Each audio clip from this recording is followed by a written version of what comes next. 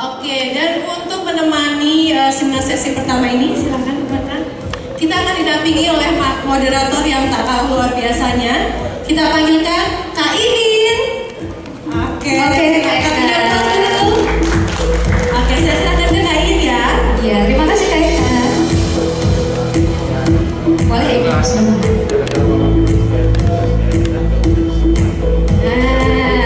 kita udah masuk ke acara itu pertama ya. Aduh, saya deg-degan juga nih deket Bu Marta ya.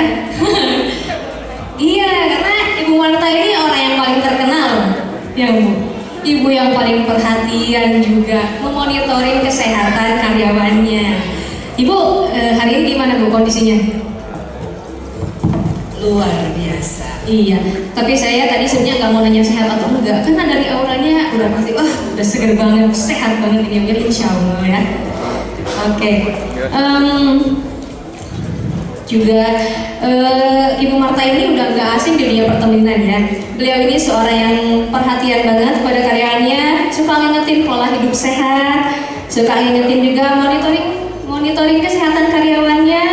Kalau lagi di plan gitu ya, kita lagi papasan sama Bu Marta jangan sampai lagi nenteng gorengan. Nanti kita dibawa ke poliklinik untuk cek kesehatan langsung ya. Oke, ini juga sekarang itu pasti udah pada nggak sabar banget ya Bu ya nunggu materi Ibu dari tadi, karena kita juga pengen punya keluarga yang sehat, fisik, ekonomi, dan harmonis ya tentunya ya Bu ya. Oke, sebelum itu saya juga akan bacakan dulu sininya Bu Marta ya Bu ya. Bu Marta ini tahun 1993 menempuh pendidikan diploma 3 di Akji Muhammad Tamrin di jurusan Gizi. 2005 menempuh program sarjana di Universitas Indonesia jurusan Gizi Kesehatan Masyarakat. Di 2015 menempuh program magister di Universitas Indonesia dengan jurusan Mutu Pelayanan Kesehatan. Pengalamannya pun nggak kalah penting nih, banyak banget ya pengalaman dari Bu Marta ini. Tahun 1994 menjadi ahli gizi di Rumah Sakit Ongkomulyo ya, di Omni ya betul. Tahun 1995 menjadi supervisor gizi di Rumah Sakit MMC Jakarta. Di 2006 menjadi kepala unit gizi medik di Rumah Sakit MMC Jakarta. 2013 menjadi dosen gizi di Stikes Kementas. 2014 menjadi kepala departemen penunjang non medik di RS MMC Jakarta. Dan dari 2015 sampai sekarang menjadi ahli gizi konsultan di PT Temen ya Bu ya. Iya betul, banyak banget pengalamannya, ini luar biasa banget ya Bu ya. Oke, kayaknya juga ini udah pada nggak sabar banget pengen dengerin materi dari Bu Marta ini ya. Gimana caranya membangun fondasi kesehatan keluarga melalui program Healthy Inside, Healthy Outside, atau yang lebih dikenal dengan HAYO. Kepada Ibu Marta, kami persilakan untuk menyampaikan materinya ya Bu ya.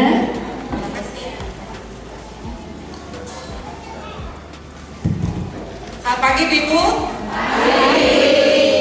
Selamat pagi Ibu.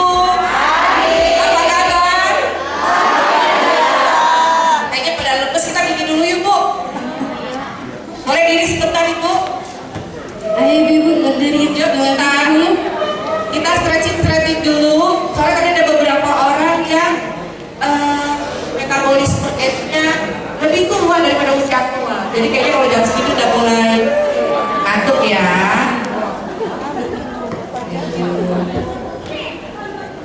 Kita stretching sebentar aja ya, nggak nyampe 5 menit. Oke, tangan dipinggang. Kita stretching leher dulu, 2 ke kiri, 2 ke kanan. 3, 2, 1, 1, 2, 3, 4, 5, 6, 7, 8. Atas bawah, 1, 2, 3, 4, 5, 6, 7, 8. Tangan tarik ke atas tinggi-tinggi. 1, 2, 3, 4, 5, 6, 7, 8. Ke kiri. 1, 2, 3, 4, 5, 6, 7, 8. Kanan. 1, 2, 3, 4, 5, 6, 7, 8. Tarik ke depan yang jauh. 1, 2, 3, 4, 5, 6, 7, 8. Tarik ke belakang. 1, 2, 3, 4, 5,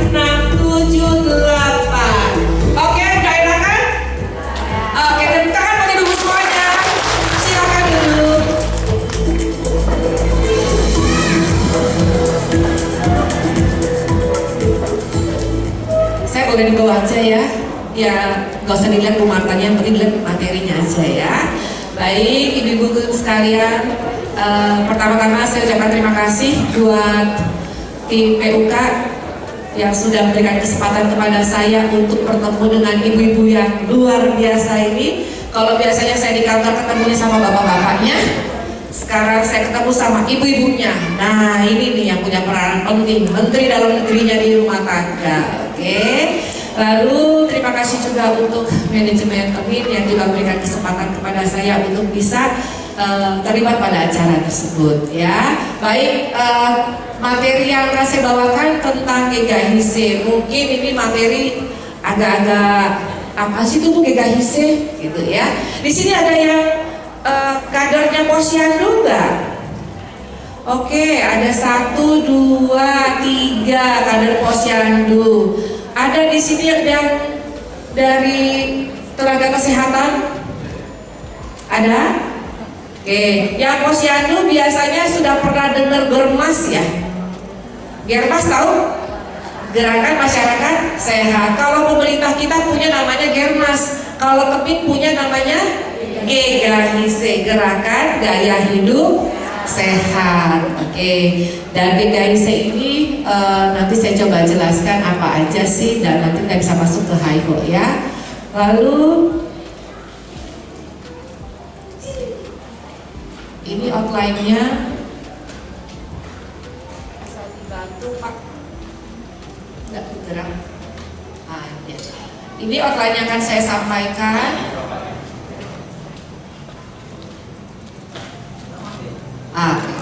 Outline-nya kita akan mau coba bahas kenapa sih sampai ada HIHO, kenapa sih sampai ada GKHISE. Nah, itu akan mau saya sampaikan di sini. Nanti kita banyak diskusi aja ya, ibu-ibu sekalian.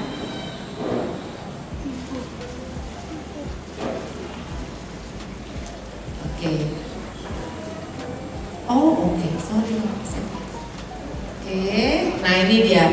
HIHO itu sebetulnya dulu awalnya memang berangkat dari keresahan manajemen TEMIN, terutama HRD, karena semakin melihat karyawan TEMIN itu kok tambah mengembang ke kiri, ke kanan, ke depan. Wah, bapak-bapaknya jalan udah begini semua tuh, ya kan? Ibu-ibunya jadi ketawa. Karena kenapa? Saat itu image kita, lambang dari kemakmuran apa? Kesuburan tubuh ya. Oke, jadi nggak bisa disalahin juga. Oke, jadi sebenarnya pemerintah sendiri juga punya tantangan masalah kesehatan, ada 2. Tadi sudah disebutkan oleh Pak Anton, ada 3 top 3 untuk rawat inap. Apa aja tadi? ISPA, diare, tipes. Oke, jadi ini yang namanya sekarang masih muncul ya, itu si tante COVID datang lagi tuh dia tuh ya. Kita disuruh pakai masker lagi. DBD, ISPA, tipes, diare, TBC. Ini adalah beberapa penyakit-penyakit infeksi yang sekarang mulai naik lagi nih jumlahnya. Ya, penyakit-penyakit ini sebenarnya masalahnya adalah perilaku pola hidup bersih sehat. Pola perilaku bersih sehat itu seperti apa sih Bu? Ada yang tahu nggak? Ada yang tahu? Oke, jadi pola bersih hidup sehat itu contohnya kita 1, cuci tangan, ya kan? Lalu minum air bersih, ya kan? Lalu kita olahraga, itu namanya pola hidup bersih dan sehat. Nah, penyakit-penyakit tersebut sebenarnya bisa disembuhkan, dan yaitu penyebabnya adalah bakteri atau kuman yang masuk ke dalam tubuh. Jadi kebanyakan kuman itu masuknya lewat mata, hidung, mulut, lewat tangan. Nah tuh ibu, tadi tangannya pegang apa Bu? Masuk ke sini deh tuh, ya kan? Jadi dulu zaman pandemi saya seneng, semua ibu-ibu pada siapapun pasti bawa hand sanitizer. Di sini pasti ada yang bawa hand sanitizer? Oke, 1, 2, udah di skip banyak. Oh, oke. Ibu-ibu harusnya bawa karena kita bawa anak kecil ya. Jadi biasakan anaknya disemprotin hand sanitizer. Nah, ini salah satu pintu masuk kuman masuk ke tubuh kita. Ya, saya pernah melakukan pernah belajar kenapa sih kita harus cuci tangan pakai sabun dan air. Ternyata kalau kita nggak cuci tangan pakai sabun dan air atau hand sanitizer, itu kumannya tinggal tuh masih di dalam. Kalau kita lihat ada germ scanner, itu kita bisa kelihatan ternyata masih banyak spot-spotnya. Kita kadang suka lupa, atau gini, kucek-kucek mata, ya kan? Habis batuk, pegang makanan, ya kan? Kita nggak tahu ini yang kita pegang ada kumannya atau tidak, ya. Jadi sebenarnya cuci tangan itu Bu di mana saja ketika satu tangan kita kotor. Kedua, kalau kita tampak kotor pakai hand sanitizer. Ada 6 langkah cuci tangan. Ada yang tahu ibu-ibu sekalian 6 langkah cuci tangan? Biasanya ibu-ibu kader tahu nih.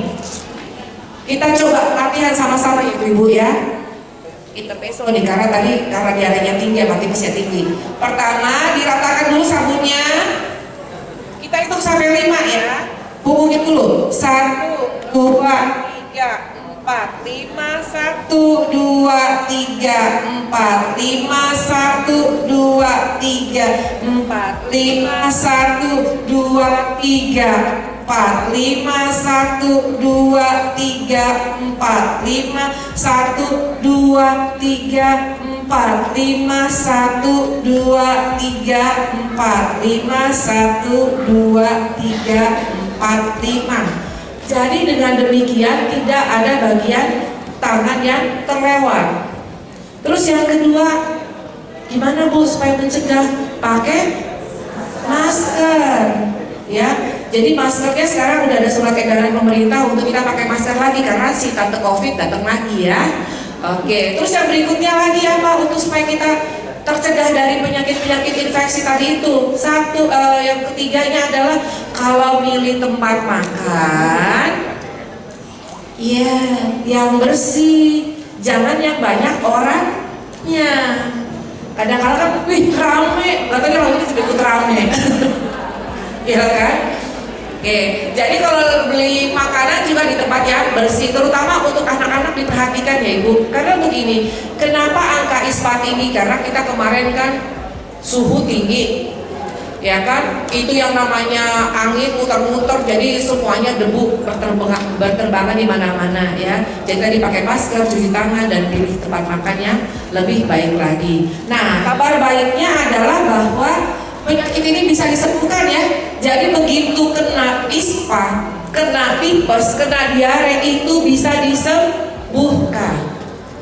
Ya. Cuma persoalan kenapa ini menjadi concern kita? Karena begitu ibu bilang, Pak, si Anggi diare, bapaknya langsung mikir kan? Bala bantuan datang, bapak langsung pulang dibawa anaknya. Kayak kemarin saya mengundang satu tadinya, Bu, maaf, anak saya kena tipes masuk rumah sakit, jadi saya nggak bisa join Bu. Gitu ya. Nah, hal-hal seperti ini pasti akan membuat ibu panik, membuat bapak juga panik. Nah, untuk penyakit-penyakit seperti ini sebetulnya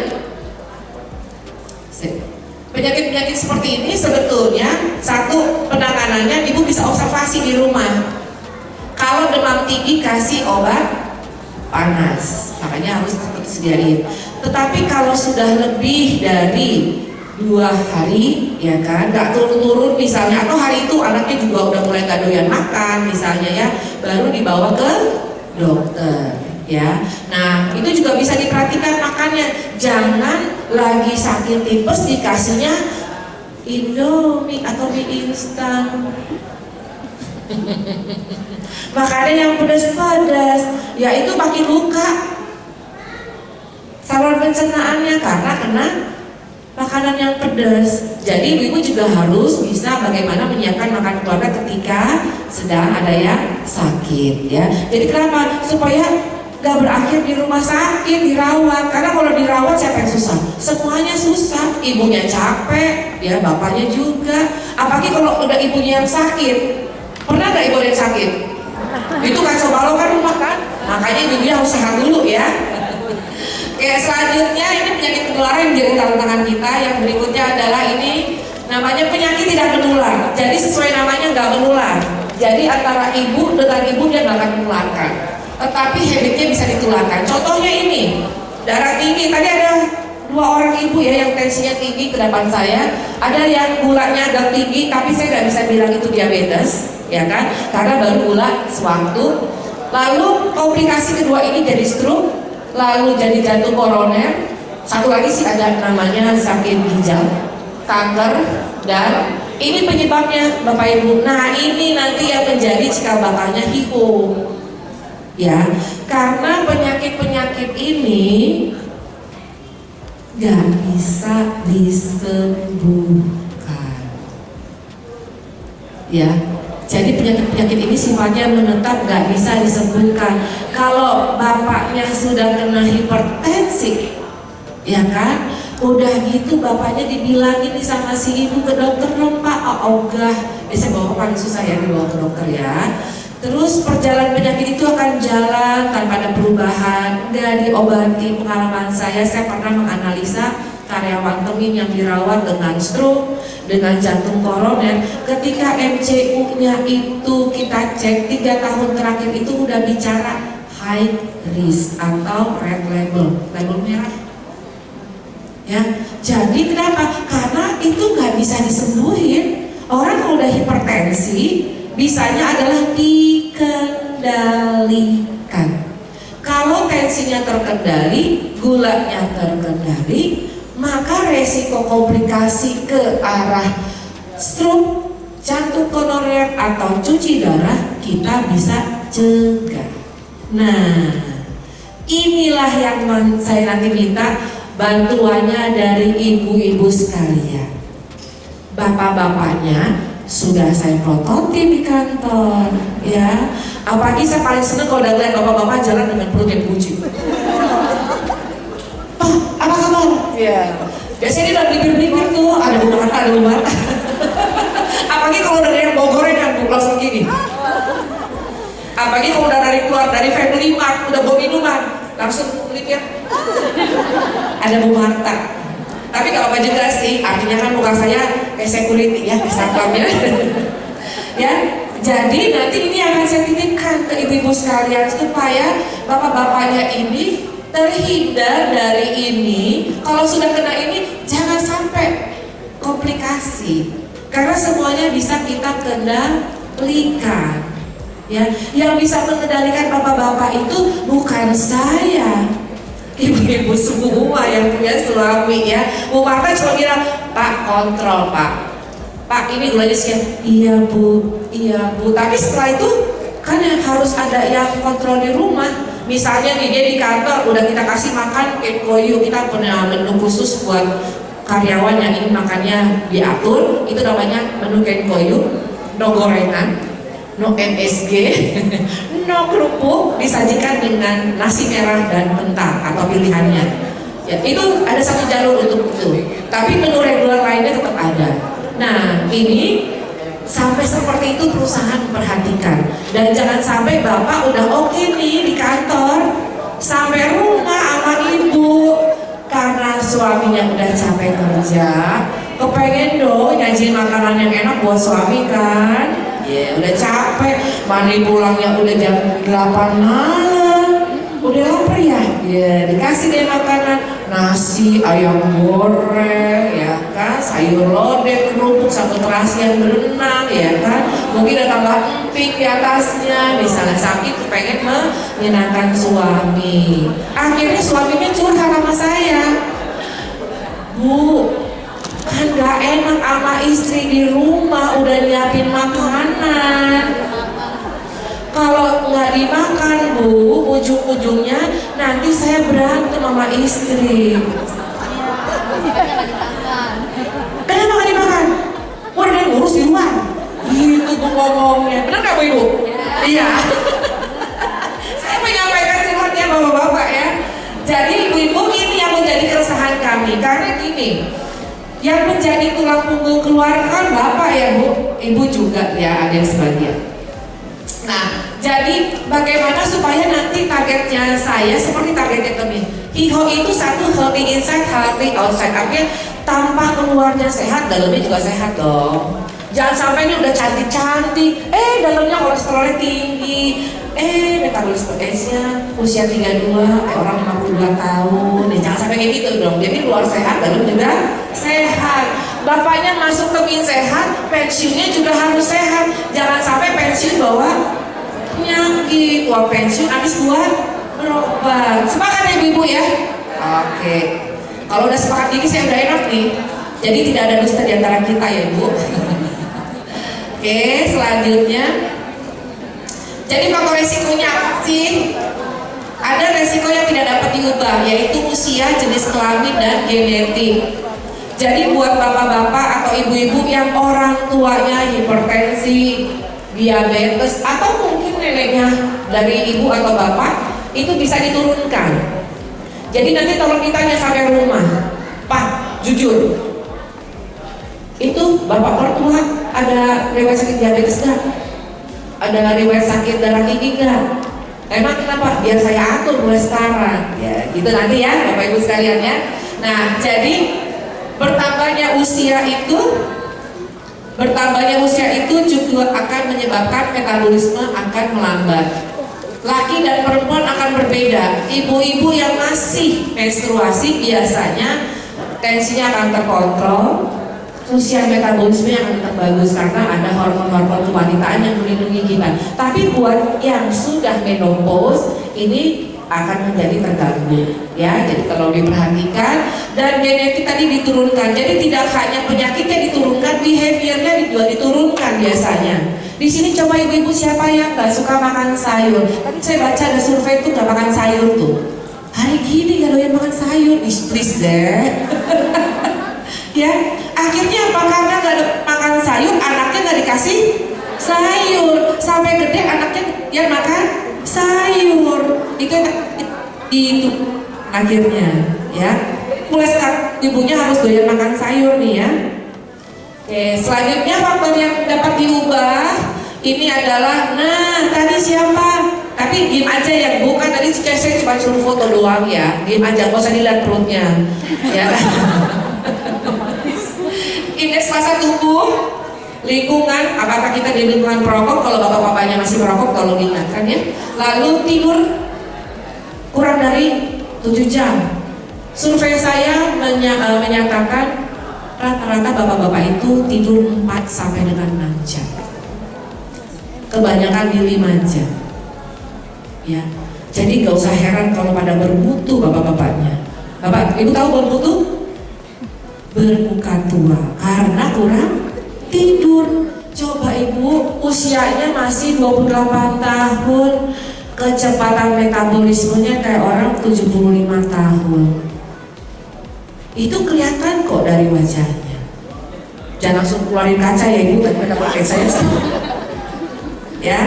Lalu kurang aktivitas fisik. Bapak-bapak tuh kalau saya tanya, Pak, sampai rumah jam berapa? Jam 8. Makan malam, ya udah bu, begitu nyampe istirahat sebentar langsung makan. Habis itu layar-layar depan TV. Yang dimakan untuk ditabung. Akhirnya udah kerasa, baju saya kok kecilan ya sekarang, kok kancingnya udah nggak muat, ya kan? Udah gitu bukannya diurusin, malah bajunya beli yang baru. Padahal kan harusnya badannya dikecilin ya. Oke. Sorry ini.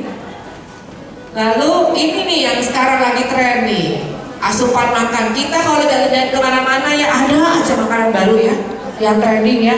Itu minuman juga ada lagi yang lagi tren sekarang, tau gak ibu? Itu serba es-teh tuh di mana-mana. Dari dulu es teh Jawa, es teh apa nggak tahu itu namanya tuh, gitu ya. Saya bilang ini ada aja ya orang jualan, udah gitu laku lagi ya. Yang kasihan yang beli ya. Orang es teh doang di rumah juga ada. Ya, lalu kita lebih suka makanan apa? Yang instan siap saji, ayam geprek. Saya juga salah satu penggemar ayam geprek. Yang pergi kalau sambalnya sambal petir ya, pedes gitu kan ya. Kalau bapak-bapak di Tebin sukanya bebek. Iya betul. Jujur banget ibu. Iya betul. Semalam juga aku di sini makan bebek. Lalu yang dapat dirubah lagi adalah stres. Itu kita yang bisa kendalikan. Nah kalau stres itu nanti bagiannya dokter Esa ya. Oke. Nah semuanya ini sebetulnya dipengaruhi oleh mindset kita, pemahaman kita. Sekarang ini mungkin kita mindset baru makan enak, efek balas dendam masa lalu. Dulu gue waktu susah makannya cuma Indomie doang, beli KFC kayaknya susah, ya kan? Makannya di warteg doang, boleh dong makan di warung padang yang terenan dikit loh, simpel raya, sederhana, walaupun menunya nggak sederhana juga ya, harganya juga nggak sederhana ya kan. Ada efek balas dendam, terus ada makanan kekinian. Sekarang kan orang-orang kepo ya, semua difotoin makanan, makan siang hari ini, ya kan. Udah gitu kafenya oke punya lagi kan, wah kepo ibu-ibu kan gak bisa digituin. Besok sini, besok sini. Ada tuh satu ibu-ibu saking doyannya itu makan bakso, dia nyari bakso sampai ke Cikarang itu, katanya bakso mayonaise apa gimana gitu. Padahal cuma apa pas dimakan, bakso di dalamnya ada mayonaise. Coba sesuatu banget gak sih kayak gitu? Enggak lah ya, saya bilang ya. Jadi tergantung mindsetnya. Dan itu dipengaruhi oleh tadi nih, ada usia, pendidikan, ekonomi, tapi sosial yang paling sekarang tinggi. Ibu-ibu yang suka main sosmed, wow udah deh, ketahuan dah. Tapi kalau ibu-ibu makanan apa tas? Oh makanan, kirain tas, ya kan? Sekarang kan tuh lagi happening tuh. Orang kalau udah punya tas baru pamer, ya kan? Nah, mindset ini juga dipengaruhi oleh keluarga, pertemanan, perusahaan. Perusahaan sudah mencoba membentuk bagaimana supaya kita menciptakan habit yang sehat. Nah, diharapkan nanti di rumah juga demikian. Diharapkan juga nanti kalau milih teman, pas lagi kumpul-kumpul juga jadi salah satu list. Pas lagi menu makanan, kalau lagi ditraktir per ribu, ditraktir, ya kan? Jangan disia-siakan kan gitu. Cuman ketika makan dilihat mana kira-kira yang lebih oke buat saya. Tapi kalau saat itu ibu, aduh gue kepengen banget yang ini, kepengen banget itu namanya si ayam geprek misalnya ya kan. Terus pilihnya yang mana dong? Gak apa-apa bu, pilih aja yang itu. Tapi makan malamnya ada yang dikurangin. Kita juga harus sudah mulai sebetulnya kebutuhan gizi kita itu sehari berapa sih? Jangan kebutuhan gizi kita cuma 1.400, makannya 2.100. Kalau kelebihan duit mah gak apa-apa ya bu, di bank jadinya banyak duit.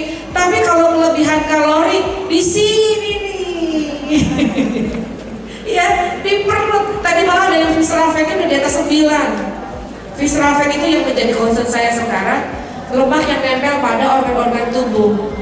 Itu yang bisa menyebabkan peningkatan resiko peningkatan penyumbatan pembuluh darah pada jantung. Jadi nanti tolong yang tadi saya suruh foto dibaca ya, itu ya disimpan ya, dilihat itu metabolisme age-nya berapa sama visceral fat-nya berapa ya. Nah ini kita harapkan lingkungan-lingkungan seperti ini kita bisa kontrol, termasuk ibu nanti di dalamnya. Akhirnya pengetahuannya meningkat dong, ya kan? Sekarang trending itu kalau makan pilihnya salad dong. Sekarang kan ada slogan tuh, no sayur no oke. Kalau beli makanan yang oke dong, yang sayur-sayuran, ya kan? Gitu. Lalu demikian kita punya perilaku behavior yang lebih sehat lagi. Sepakat nggak ibu? Sepakat ya. Ya harus sepakat lah bu, biar sama-sama sehat kita. Ya kan? Nah ini tantangan temin ke depan tadi udah disampaikan. Ini dia. Jadi di temin itu bu, nih ibu lihat yang obesitas kita. Nanti dilihat ya suaminya ya di rumah, perutnya ibu pada punya lingkaran itu kan, baju. Nah diukur tuh, wah kata Bu Marta diukur. Kalau di atas 90 kecil pak kita mulai sekarang. Ya kan paling gampang alat bantunya adalah ukuran baju. Ya, harus di bawah 90. Oke. Lalu ini tadi udah disampaikan ya, penyakit terbanyaknya adalah ini, dan penyakit tidak menular paling banyak adalah hipertensi dan diabetes. Hipertensi itu gak hanya orang yang 50-an loh yang kena. Saya ketemu teman-teman, bahkan ada anak yang umur 21 tahun dan hipertensi 160/100. Nah itu siapa yang bikin? Kita ibu penyumbangnya. Ya kan, dari kecil biar enak makannya kasih penyedap. Sebenarnya saya bukan orang yang anti penyedap sih. Artinya kalau salah satu resiko hipertensi itu kan asupan natrium yang berlebihan. Yang berlebihan itu contohnya gini, udah kita kasih garam, terus mending bukan garam lagi bu, dikasih penyedap lagi. Penyedapnya itu misalnya masako, terus kita kasih es lagi, mecin. Habis itu kita kasih saus tiram. Habis itu kecap asin, kecap manis. Itu garamnya berapa banyak ibu? Ya, jadi mulai sekarang udah gitu gini, udah makanannya seperti itu, tahu nggak ibu yang dimasak bukan ayam, sosis. Kan ada tuh seblak, tuh. Saya sekarang belum jadi makan seblak. Katanya ada seblak di Karawang yang enak, saya belum jadi kesana. Karena itu favoritnya karyawan kami di sono katanya. Saya belum ketemu. Dan saya itu kalau mau disuruh, bu coba seblak, di kepala saya itu udah langsung ke distrak gitu loh. Langsung itu kerupuk Marta. Karena saya begitu bilang kerupuk, saya kayaknya seluruh karyawan itu ada di samping saya semua yang ngeliatin saya. Makan kerupuk nggak kan gitu. Karena salah satu kampanye saya kan kurangi makan kerupuk ya. Karena kerupuk itu aksesoris ya. Nah, ya kayak bu aksesoris kan. Tapi masalahnya di dia lebih banyak penyumbangnya kan. Ya, jadi yang hipertensi juga udah mulai tinggi, yang diabetes juga, yang dislipidemia, kolesterol tinggi, asam urat tinggi itu saya banyak ketemu tuh.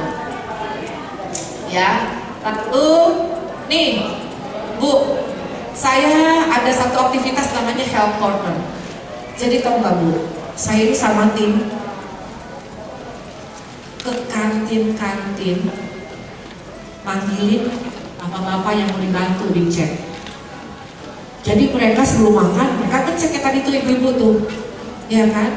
Nah ternyata bu, di antara 935 orang yang saya periksa, ya, yang kami cek, cuma 3,64% yang normal. Jadi nggak nyampe berapa tuh? Nggak nyampe 9. Cuma 2 atau 3 orang yang benar-benar normal BMI-nya, tensinya normal, kolesterol, gula, asam uratnya normal. Gimana dong ibu-ibu? Pusing kan saya kan? Nah, saya bagi ya buat ibu, biar ibu ikut pusing sama saya. Ya, jadi ini yang menjadi PR kita nih ibu-ibu semuanya. Ya, jadi bantu saya supaya bapak-bapaknya lebih sehat. Karena kenapa? Kedepannya itu tadi kan udah lihat kan tantangan temin, Pak Anton bilang, Pak Aziz bilang bahwa kedepannya ada perubahan bisnis. Artinya mobilnya pindah ke mobil listrik. Tadi lihat kan ekspornya kemana? Ke luar negeri. Artinya apa?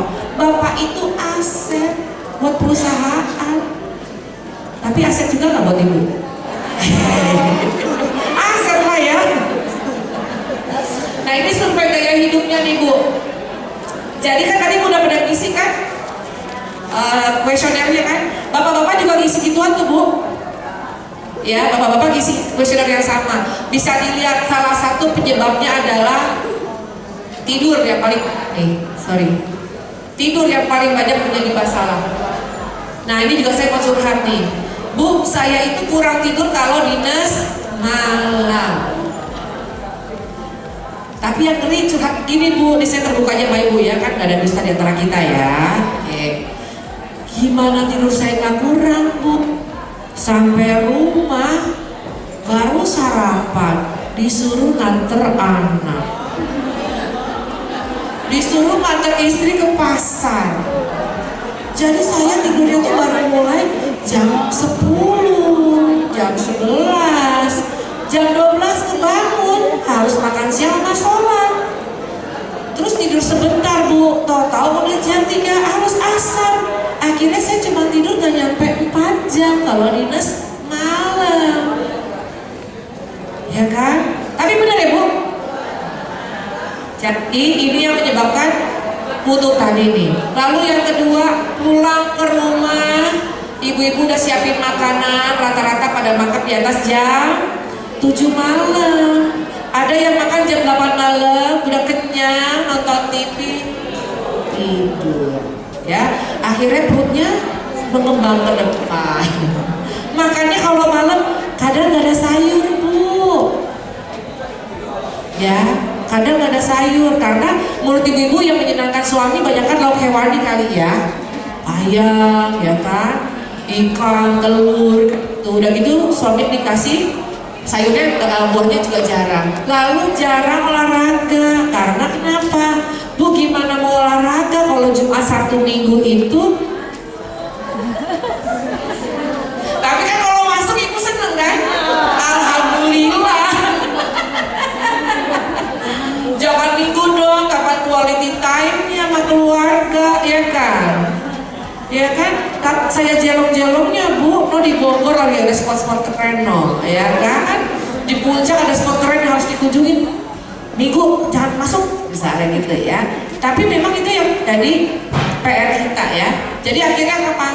Bapaknya jarang berolahraga. Berarti kalau bapaknya jarang olahraga, ibunya gimana? Ikut. Oke. Lalu, nah ini saya bilang. Terus gimana sih promosi kesehatan di Temin ini Bu yang latar belakangi? Kita berharap semua karyawan Temin itu sehat.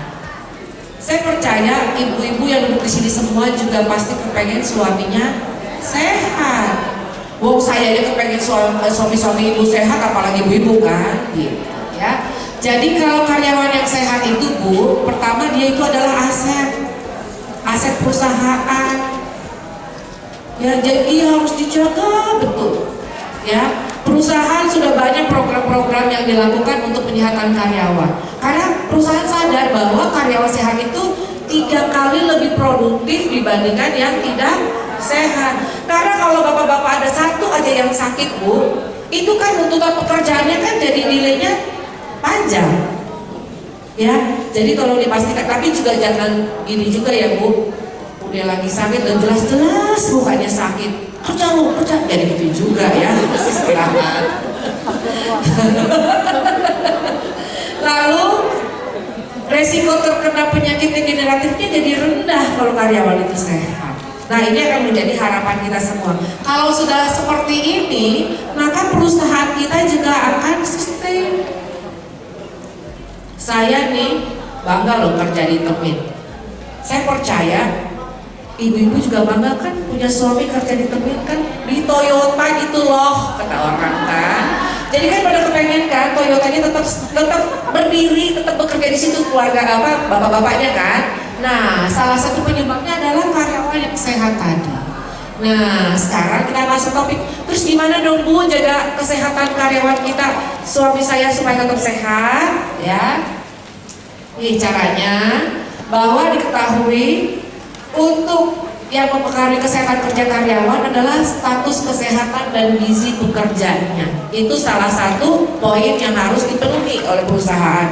Makanya perusahaan melakukan medical check up sekali setahun, ya kan? Bapak-bapaknya dipotret kan untuk pastiin sehat apa enggak. Ketika tidak sehat langsung konsul ke dokter. Bagaimana supaya sehat? Itu yang dilakukan Temin, ya kan? Untuk status gizi pekerjanya, karyawan Temin itu 1 kali di shift dikasih makan.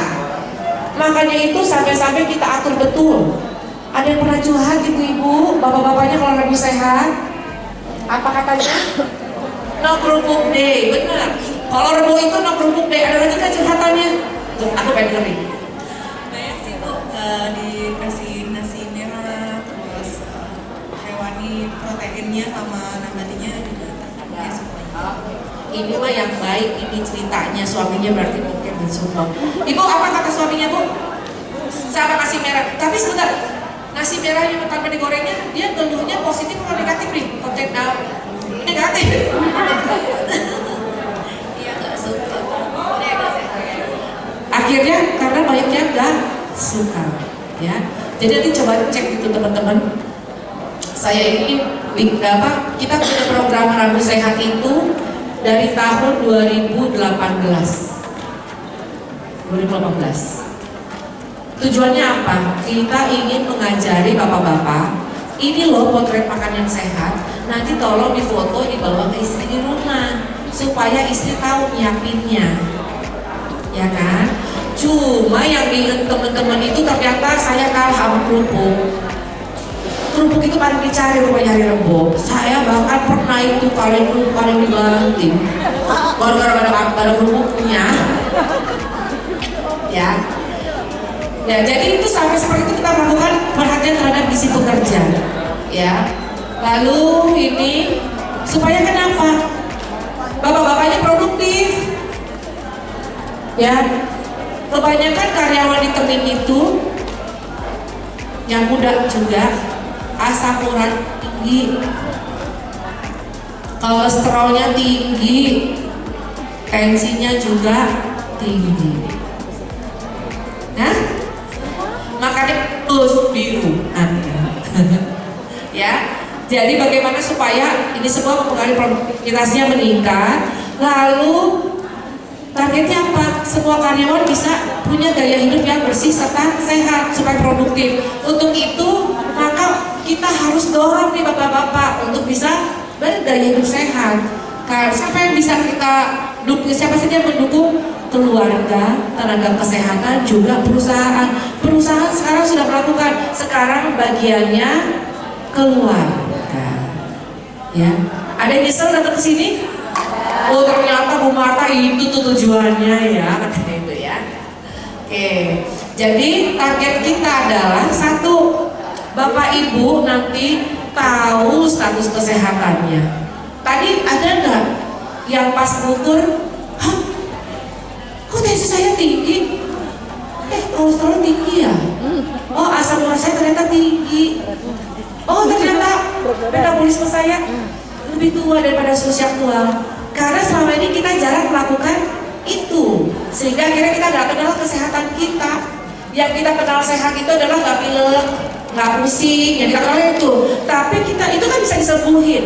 Justru yang jalan diem-diem ini yang kita nggak tahu. Makanya tadi kita harus perhatikan, tahu status kesehatan kita. Nah, ini buat ibu-ibu yang tadi tensinya udah ketahuan tinggi, ya kan? Gulanya udah tinggi, berat badannya udah kelebihan, metabolismenya udah mulai tampak tua, misalnya atau melambat kalau istilah saya. Nanti itu menjadi awal ibu-ibu melakukan perubahan gaya hidup. Nah, ini enak nih, kalau ibu-ibunya udah bersemangat merapikan gaya hidup, kan pasti akan gandeng suami, ya.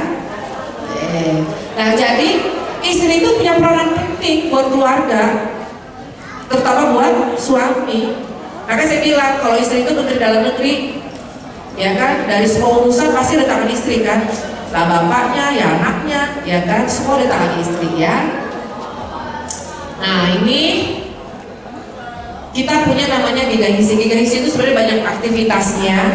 Dan kampanye Gigahisi kita ini, satu, ibu-ibu pakai masker, ya kan. Pandemi belum selesai, bukan, pandemi udah selesai, tetapi banyak penyakit-penyakit di luar tadi bisa masuk lewat hidung, ya. Lalu kedua, rajin cuci tangan. Dulu Bu, kalau zamannya pandemi itu sabun di kantin itu cepet habis. Sekarang tuh udah jarang yang cuci tangan bapak-bapak. Ya, jadi itu kita juga. Makanya tadi nggak usah heran kalau akhirnya tipes, diare pada naik lagi ya. Lalu jaga jarak. Saya selalu bilang sama bapak-bapak di mana di Temin, kalau batuk Pak jangan dikasih ke semua orang virusnya, gitu. Ya harus gitu ya, atau pakai masker. Kalau habis cuci tangan tuh Bu, udah cuci tangan nggak pakai sabun ya kan, cuma kucek-kucek. Yang ada di sini hitung-hitung. Padahal bajunya jorok ya, karena kena oli ya kan. Lama di situ, udah gitu makan lagi. Aduh, memang ya. Lalu tidak merokok, istirahat cukup 7 sampai dengan 9 jam, olahraga teratur 3 kali 30 menit atau targetnya 150 menit per minggu. Terapkan konsep makan piringku, kelola stres, jaga kebersihan diri dan lingkungan. Di sini maksudnya ya mandinya, ya pakaiannya, ya sirkulasi udara di rumah, ya kan. Lalu nih yang paling penting, cek kesehatan secara rutin. Rutinnya itu berapa lama Bu? Jangan tunggu seminar kesehatan ibu-ibu lagi. Ntar Bu kalau ada seminar ibu-ibu lagi baru saya cek kesehatan lagi. Jangan. Ini kita bisa lakukan di rumah. Paling gampang apa? Tuh, timbangan. Kedua, lingkar pinggang. Ya, pastikan lingkar pinggangnya kalau perempuan 80, laki-laki 90. Itu paling gampang indikatornya. Kalau mau ngecek-ngecek ini, itu bisa 1 kali sebulan. Biasanya di Kimia Farma. Kalau bapak-bapak sih di Temin ada yang kita siapin, ya. Oke. Ya, tadi yang sebelumnya Pak ya. Oh ya ini. Nah, di sini kita isi itu Bu, satu kita ada namanya Rabu Sehat, tadi udah saya jelasin ya.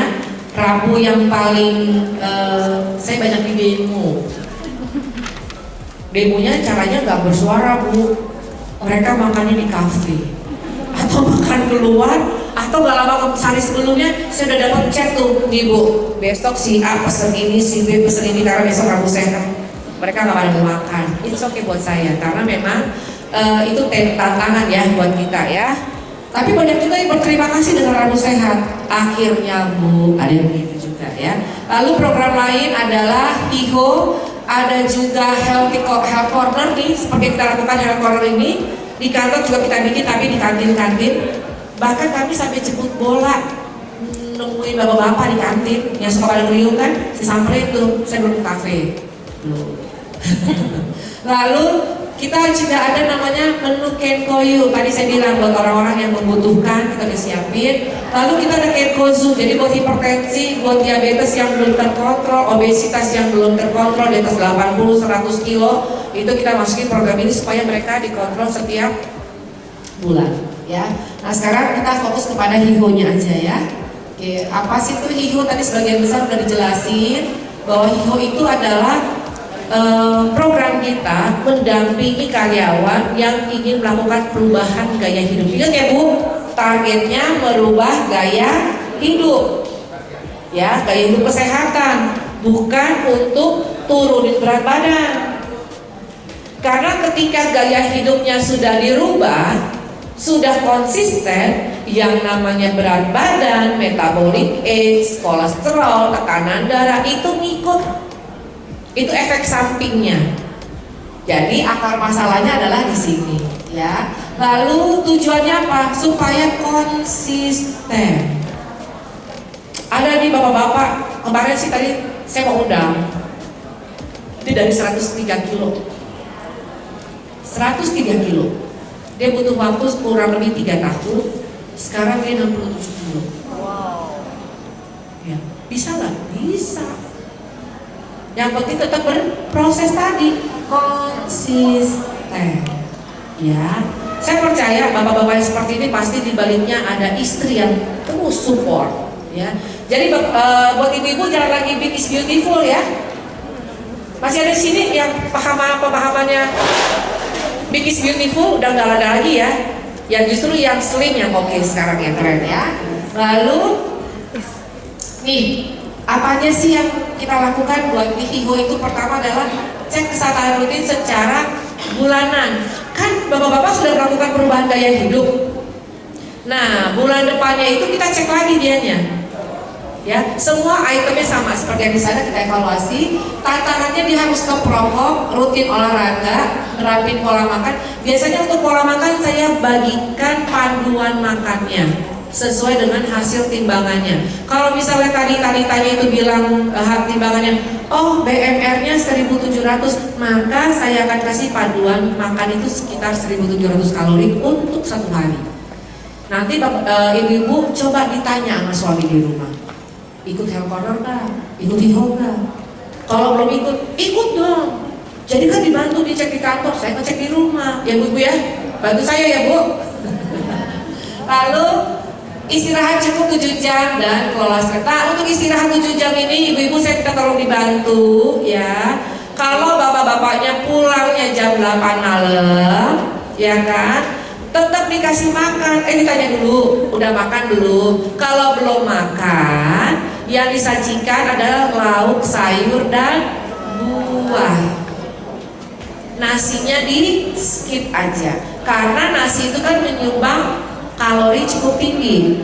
Tapi kalaupun karbonya sudah nggak ada atau tidak ada di situ, tapi bukan juga ayamnya digoreng, sayurnya disantan, akhirnya lemaknya tinggi juga. Kalau sudah satu menu digoreng, yang lainnya jangan menggunakan goreng atau santan lagi, tapi cukup ditumis, rebus atau panggang.